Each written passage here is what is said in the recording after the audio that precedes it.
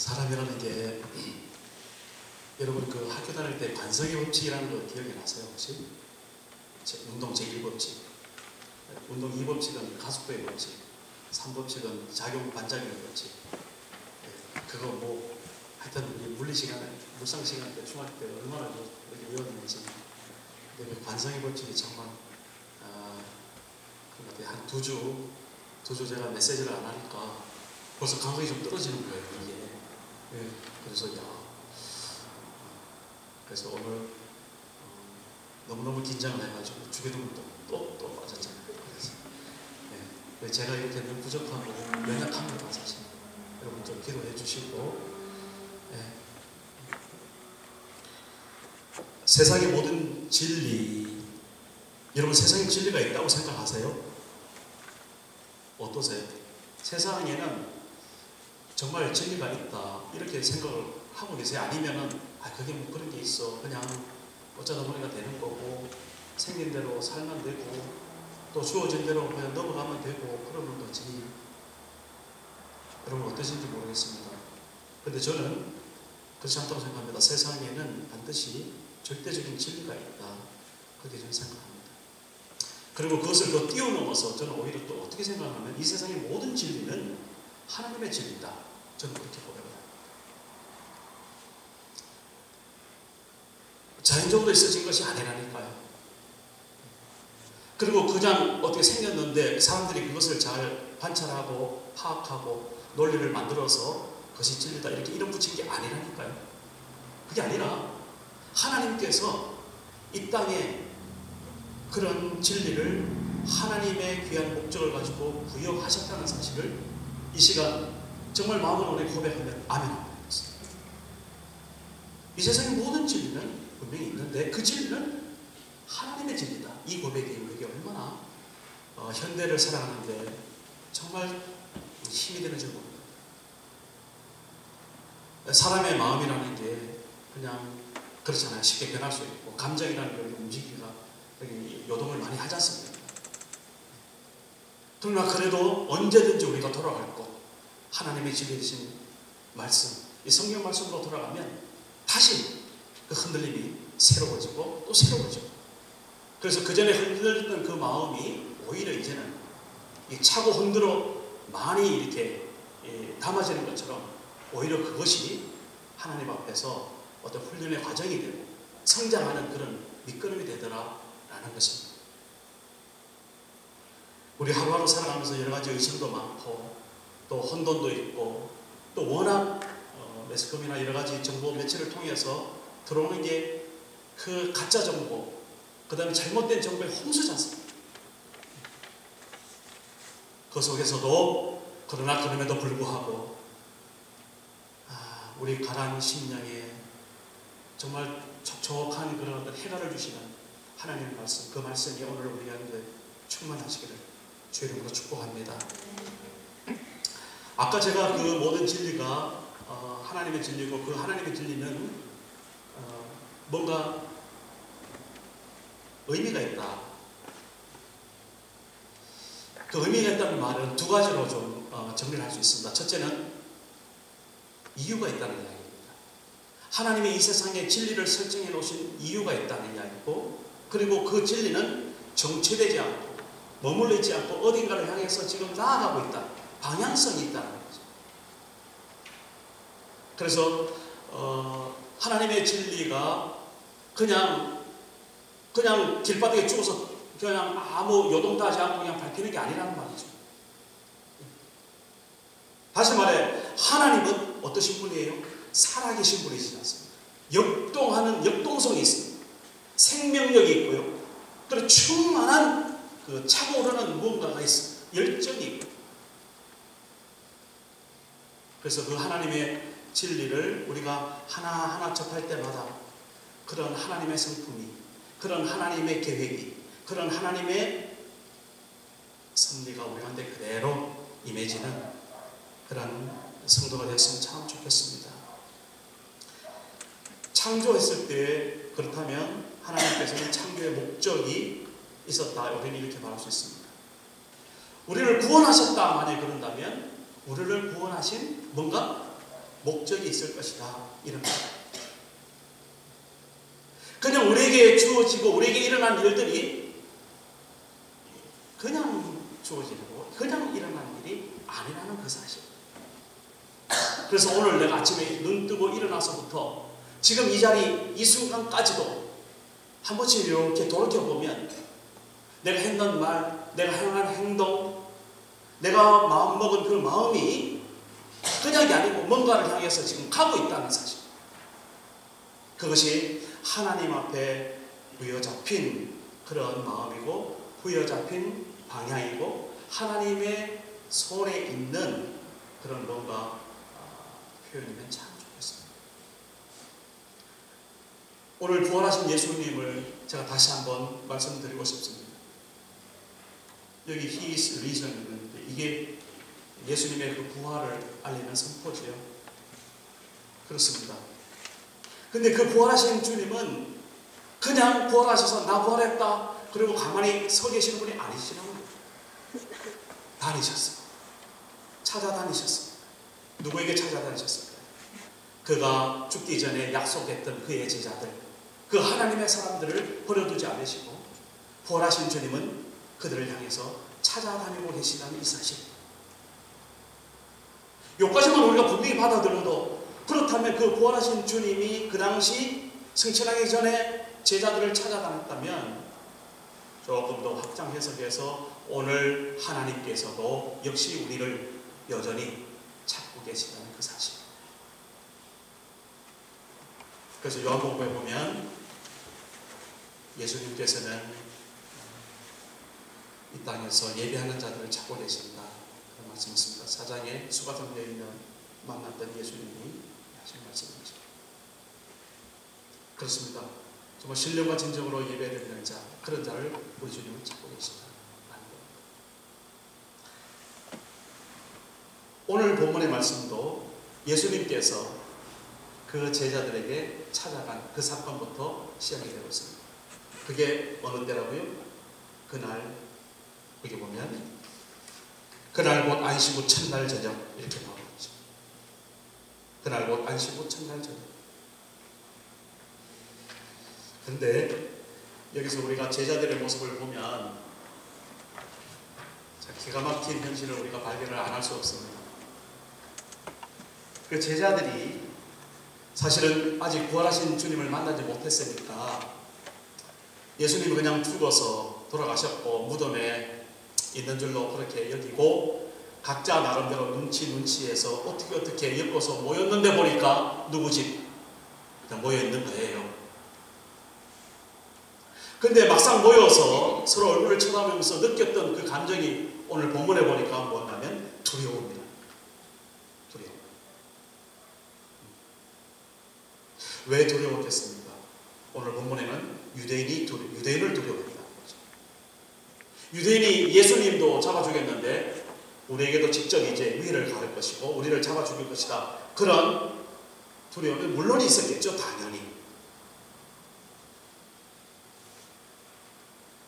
그래서 그들은 어떻게 했습니까? 어떤 행동이 나왔습니까? 그 두려움의 결과가. 거기 보니까 문을 꼭 걸어 잠갔다. 이렇게 나왔어요. 유대인들을 두려워하여 모인 곳에 문들을 닫았더니 이렇게 되어 있습니다. 아까 쉬운 성경에서는 유대인들이 두려워 문을 꼭 잠갔습니다. 우리의 모든 행동이 가만히 보면 그렇게 되는 거죠. 우리의 마음이 어떤 상황이냐 여기에 따라서 우리 행동에 어떤 그것이 결정이 됩니다. 두려움이 있었기 때문에 그들은 행동으로 문을 잠글 수밖에 없었습니다. 그런데 지금 우리가 보는 입장에서는 그 두려울 상황은 전혀 아닌 것이죠. 왜 두려웠을까요? 예수님이 부활하셨다는 사실을 근본적으로 아직은 듣지 못했고 더 근본적으로는 뭡니까? 예수님께서 우리 말씀을 죽기 전에 하셨지만 그들이 믿지 않았다라는 그것을 우리가 생각해 볼 수 있습니다. 믿지 않을 때 우리가 정확하게 알지 못할 때 우리 속에는 두려움밖에 있을 수가 없어요. 요즘 세상이 그런 거예요. 지금 우리가 사는 삶의 정황을 한번 돌이켜보세요.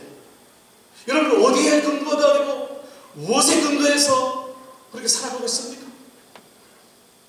혹 어떤 분은 지금 뭔가 두려움에 사로잡히고 그렇게 있지는 않으십니까?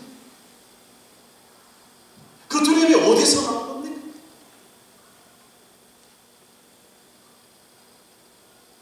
오늘 정말 거의 우스꽝스럽게 이 제자들은 그 두려움이 믿지 않는 거였고 아직 알지 못했던 그것으로 인해서 그렇게 두려워했다, 그렇게 이야기하고 있습니다.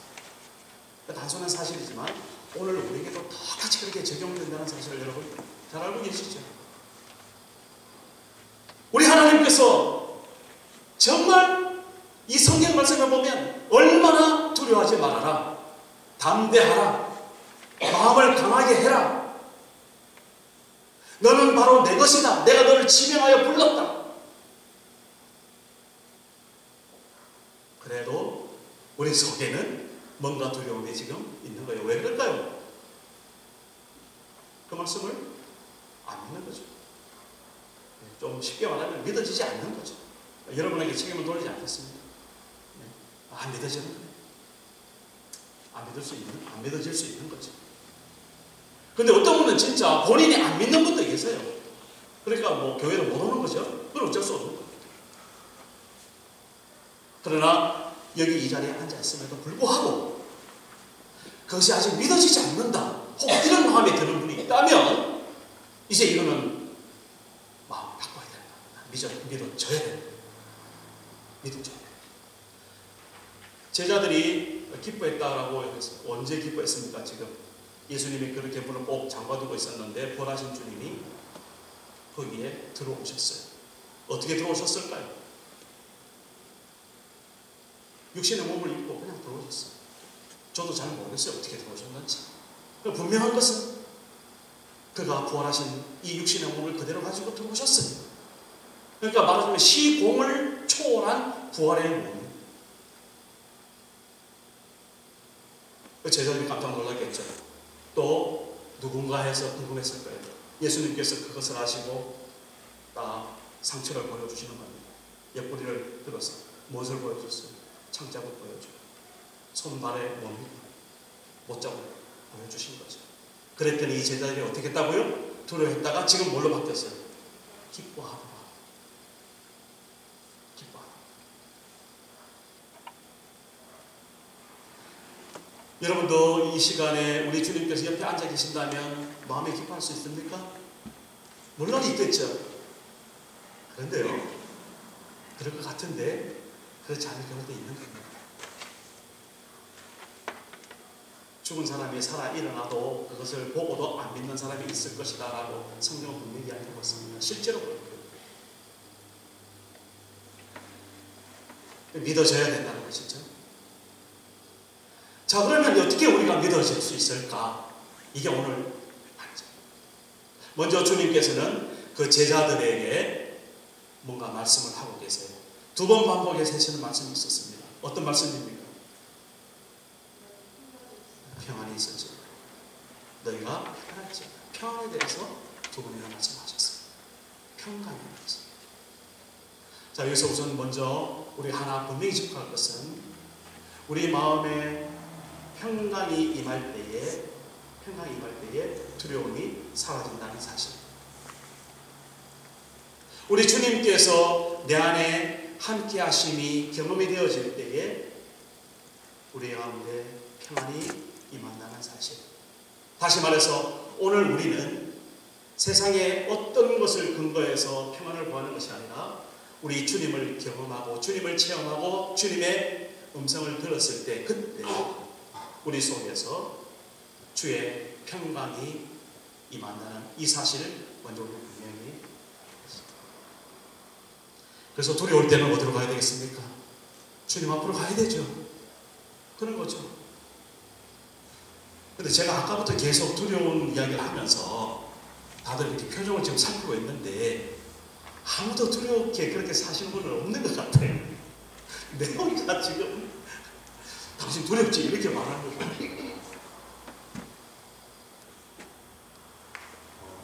근데 저는 때때로 상당히 두려움이 많거든요. 두려움이 엄습한단 말이에요. 정말 어떨 땐 주체할 수 없을 정도로 두려움이 임해요. 감당이 안 될 정도로. 자, 혹 우리 가운데 두려움이 임할 때 우리가 어떻게 될 것인지 주님 만나러 가야 되는 것이죠. 주님을 어디서 만납니까? 말씀에서 만나는 것이죠. 주님을 어디서 만납니까? 기도 가운데 만나는 것이죠. 주님을 어디서 만납니까? 찬양 가운데 만나는 것이죠. 그런 겁니다. 자, 그들의 마음이 이제 기뻤습니다. 기뻤습니다. 예수님께서 다시 반복해서 평안이 있을지어다 라고 말씀하시면서 거기에 뭔가 중요한 말씀을 오늘 한 가지 하시는데 그게 오늘 본문의 오늘 이 설교의 제목입니다. 다 같이 한번 자, 같이 시작. 나도 너희를 보내노라. 그러고 보니까 우리 부활하신 주님께서 왜 제자들을 지금 찾아오셨나? 그 두려워하는 제자들을 그냥 단순히 걱정하지 마라, 내가 옆에 있으니까 안심해라, 이 정도로 찾아오신 것이 아니라 그 너머에 그 평안을 주시면서 그 두려움을 쫓아내시면서 바로 이렇게 너에게 평안을 주는 것은 내가 너희를 아버지께서 나를 이 땅에 보내신 것처럼 내가 너희를 보낸다, 이 말씀을 하시려고 평안할지어다 말씀하십니다. 여러분 마음에 그냥 태평하게 태평성세 누리려고 내가 평안했으면 좋겠다, 그렇다면 그 평안 구하지 마십시오. 그래서 뭐 하려고요? 차라리 죽는 게 낫죠. 뭐 그냥 마음에 이렇게 그냥 느긋하게 정말 지어놓고 한번 그냥 손 하나 까딱하지 않고 그냥 한번 정말 아무 걱정 근심 없이 그냥 살아보자. 만약 그걸 위해서 여러분 평안해야 된다고 하면 그 평안이 여러분들 주어요. 그렇잖아요. 평안을 하나님께서 주시는 이유가 있다는 사실. 무슨 이유입니까? 오늘 말씀 그대로 아버지께서 나를 보낸 것처럼 나도 너희를 보낸다. 예수님께서 그 말씀 하시려고 오십니다. 자, 그럼 우리가 가야 될 곳이 어디입니까? 이 제자들은 어디로 가야 되는 겁니까? 말하자면 땅끝까지 가는 것이죠. 뭐 하러 가는 겁니까? 주님의 복음을 전하러 나가는 겁니다. 그렇게 이제 초대교회가 시작되고 성령의 역사가 시작되는 겁니다. 그래서 예수님께서 내가 너희를 보낸다 하신 말씀 뒤에 숨을 몰아쉬고 거기 보면 숨을 쉬면서 뭐라고 하세요? 성령을 받아라 말씀하시는 겁니다. 주의 복음이 그냥 전해집니까? 그냥 입에서 나옵니까? 그냥 내 의도대로 아니, 내 안에 성령께서 임하여야 우리는 비로소 예루살렘과 온 유대와 사마리아와 땅끝까지 이르러 증인이 될 수 있다는 이 놀라운 사실. 그래서 그것이 성취되어서 오늘 이 자리까지 복음이 임하고 내게 예수님의 귀한 복음이 임했다. 이 사실 우리가 오늘 아침 이날 우리가 감격하지 않을 수 없습니다. 자, 숨을 쉬면서 무슨 말씀하셨죠? 성령을 받아라. 여기서 숨이라는 말을 조금 연관해서 우리가 생각해 볼 필요가 있는데 호흡입니다. 그죠? 호흡. 여러분 창세기 2장 10절에 가면 이 말씀이 있어요. 하나님이 흙을 취하셔서 사람을 만드셨다. 그가 바로 아담이죠. 흙으로 사람을 지으사 그 코에 생기를 불어넣으신 주 하나님. 이 복음성이 그 전에 우리 어렸을 때는 많이 불렀는데 창세기 2장 7절에 있습니다. 하나님께서 흙으로 사람을 만드시고 그 코에 생기를 불어넣으셨더니 그가 곧 생영이 되었다. 살아있는 영혼, 살아있는 사람이 되었다. 그렇게 창세기 2장 7절 분명히 말씀하고 있습니다. 바로 그때 그 생기, 이것이 호흡이고 이것이 숨이에요. 푸뉴마라는 말을 쓰는데, 오늘 이 숨을 예수님께서 제자들에게 불어넣으시고 말씀을 선포하시죠. 성령을 받아라. 6월 지금 5월 마지막 주가 성령 강림 주일인데요. 지금 오늘부터 해서 제가 이제 한 5주 정도 성령에 대해서 좀 나름대로 좀 이렇게 정리해서 말씀을 전하고자 합니다. 그렇게 좀 감을 잡고 계시면 좋겠습니다. 오늘은 일단 우리가 뭔가 목적을 위해서 어디론가 가야 되기 때문에 파송을 받은 사람으로서 내가 내 심령 가운데 평안이 있는지, 그리고 성령께서 계시는지, 그것을 정말 잘 확인했으면 좋겠습니다. 오늘 어머니 날이죠.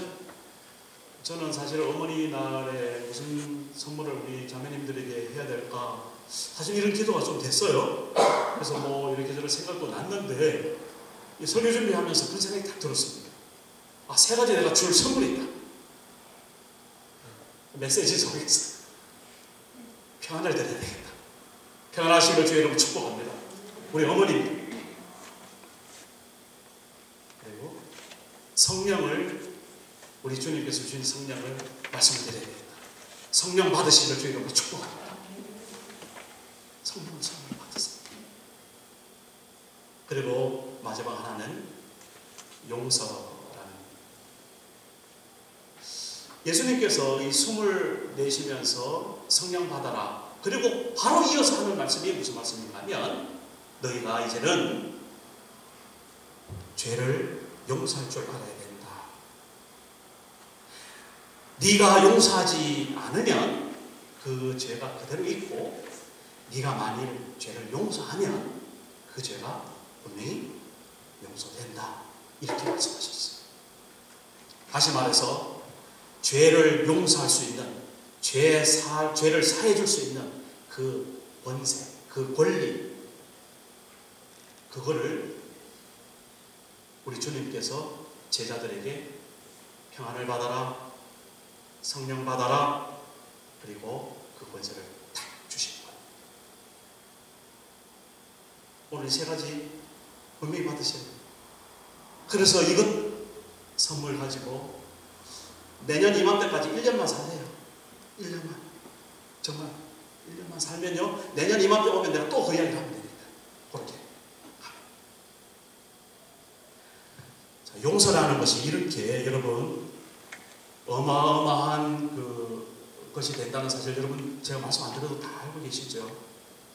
용서하지 못했을 때 사람이 죽을 수도 있고요, 용서하는 한마디 때문에 사람이 살아날 수도 있고요, 사람을 죽이고 살리는 말이 바로 용서입니다. 용서. 그렇지 않아요? 여러분 혹 이 시간에 순간적으로 떠오르는, 저도 지금 여러 사람이 막 지나가고 있어요. 떠오르는 그 사람, 용서하는 놀라운 축복을 오늘 우리가 이행하실 줄 믿습니다. 제가 예배드리기 전에 우리 장윤 집사님에게 제가 당한 한 에피소드를 전했어요. 제가 그 사람을 어떻게 생각을 했을까? 지금 이 순간에 순간적으로 드는 게, 아직 내가 말은 용서한다 했지만 용서 못했구나. 지금 이 시간 저는 그분을 용서합니다. 아멘. 그런 거예요. 우리 성도님들, 그런 관계에 어려움이 있을 때 정말 용서하십시오. 우리 늘 주기도문 아까도 했잖아요. 주기도문에 어떤 게 늘 걸립니까? 그렇죠. 네가 다른 사람을 용서해 준 것처럼 내 죄를 용서해 주십시오. 이 고백 있잖아요. 그죠? 그 뒤에 주기도문 마치고 또 어떤 말씀 나오는지 아세요? 마태복음 6장에 한번 가보시면, 나중에 찾아보십시오. 제가 그 주보에 요절은 적어놨습니다. 6장 14절 15절에 보면, 너희가 사람의 잘못을 용서하면 너희 하늘 아버지께서도 너희 잘못을 용서하시려니와, 너희가 사람의 잘못을 용서하지 아니하면 너희 아버지께서도 너희 잘못을 용서하지 아니하시리라. 왜 주기도문이 그까지 딱 그 앞에까지 끝났냐는 것입니다. 그 뒤에까지 우리 계속 했으면 돼요. 결국은 이 주기도문도 결론이 뭐냐? 결론이 뭐냐? 그 논문들도 많이 있어요. 인터넷에 한번 찾아보면 그 주기도문에 대한 논문 찾아보면 결론이 뭐냐? 용서. 내 죄가 용서받는 것, 그건 어떻게 용서받을 수 있는가? 물론 하나님께서 우리를 근본적으로 용서해 주시죠. 그러나 그 용서가 실제적으로 내게 뭔가 힘이 되고 뭔가 파워가 되고 내가 살아갈 만한 이유가 될 수 있는 것은 내가 다른 사람을 용서해 주고 그 용서받은 사람이 살아나는 것을 볼 때 우리도 더불어서 같이 살아날 수 있다는 이 놀라운 사실.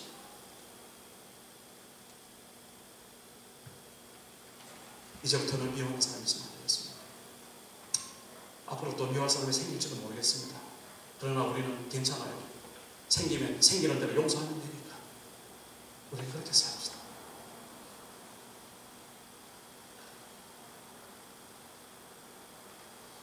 마태복음 18장에 베드로가 예수님께 이렇게 물었습니다. 예수님, 내 형제가 내게 죄를 범하면 몇 번이나 용서하면 되겠습니까? 그리고 성급하게 또 이야기해요. 7번까지 하오리까? 그렇게 물었어요.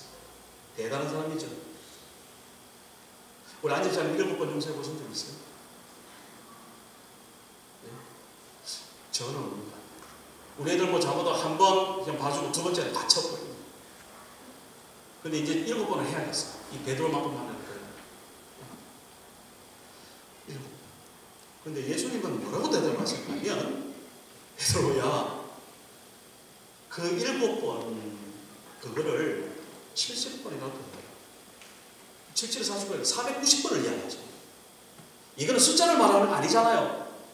무엇을 말을 하시는 겁니까? 하나님의 사랑으로 용서해야 하는 것이죠. 너가 미워할 자격은 없다. 너는 용서할 수밖에 없는 그런 하나님의 자녀다. 이걸 분명히 못 박아주십니다. 우리는 그러니까 다 내놓고 살아야 돼요. 그렇잖아요. 요거 가지고 살 필요가 없다. 갖고 살지 말고 피로 사십시오. 그리고 이제 내버리고 살고. 감추는 거 되게 보면 뭘 감춥니까? 용서하지 못하고 우리가 감추잖아요. 그렇잖아요. 그거 이제는 그냥 드러내서 사십시오. 그러면 다른 사람이 우리를 우습게 본다고요? 우리를 밟는다고요? 그럼 발표해요. 그러면 주님께서 이렇게 해주셨어요. 그 맛에 우리가 하나님의 자녀잖아요. 그렇지 않습니까? 그러면서 예수님께서 이런 비유를 들어주시는데, 10,000달란트 빚진 자, 이 사람이 종사를 했는데 참 그 주인한테 엄청나게 빚을 졌나 봐요. 10,000달란트가 10,000달란트가 얼마인지 하여튼 제가 어떤 하긴 한 10억은 넘는 돈이에요. 현재 그 환산으로 해봐도. 어쨌든 그 10,000달란트를 빚진 사람이 이제 주인이 이제 계산하자. 그래서 돈을 이제 내놔야겠다니까 그 사람 갚을 길이 없으니까 손을 살살 비비는 거예요. 내가 지금 10,000달러도 어디 있습니까? 조금 내가 갚긴 갚을 텐데 조금 봐주세요. 그 앞에 가서 싹싹 비웠어요. 이 주인이 그래도 자기하고 평생 종사를 했던 그런 사람인데 마음만 크게 먹고 눈 감으면 되지 해서 그렇게 봐줬습니다. 그래서 10,000달란트가 한순간에 그냥 딱 변제가 되어버렸어요. 그래서 감사합니다 하고 달려가죠. 요즘 우리로 말하면 복권 하나 당첨되면 그래 되나요? 그보다 더 했을 겁니다.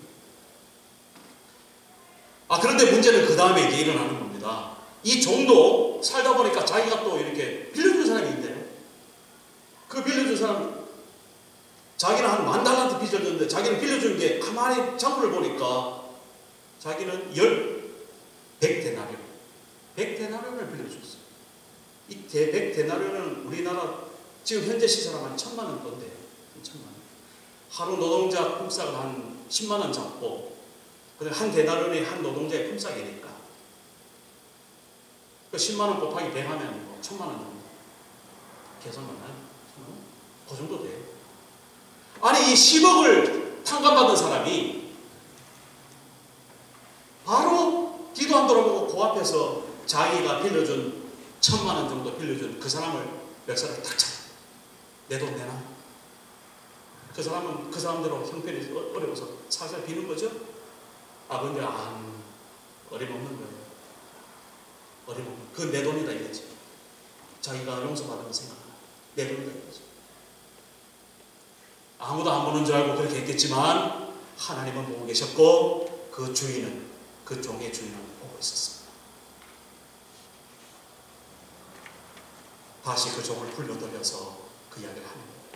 내가 너한테 1만 달란트를 용서해 줬는데 갚아주고 안 받기로 했는데 너는 어째 나가서 그 돈 1000만 원, 그 100데나리온 그거 받아서 그렇게 얼마나 더 잘 살려고 그러냐. 그 1000만 원 빌려서 돈 못 받고 있는 사람 심정 한번 생각해 봤느냐.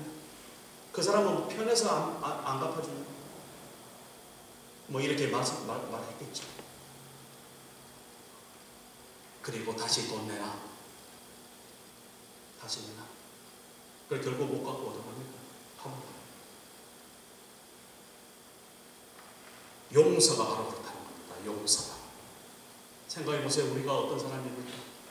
하나님이 우리를 어떻게 용서해 주셨습니까? 우리가 전제가 얼마나 있습니까? 그렇잖아요. 그런데 하나님은 다 우리를 용서해 주셨어요. 거저 용서해 준 거 절대 아닙니다. 값비싸게 용서해 주셨어요. 당신의 목숨을 버리면서 예수 그리스도가 이 땅에 오셔서 십자가에 내 죄 대신 죽으시면서 우리 죄를 용서해 주셨다. 그 용서받은 우리가 뭘 용서 못합니까 지금? 뭐 용암 안에 드는 것, 돈 좀 떼어먹은 것, 그거 왜 용서 못합니까? 뭐 상한 말 한마디 하는 거, 그거 뭐 그렇게 용서 못합니까?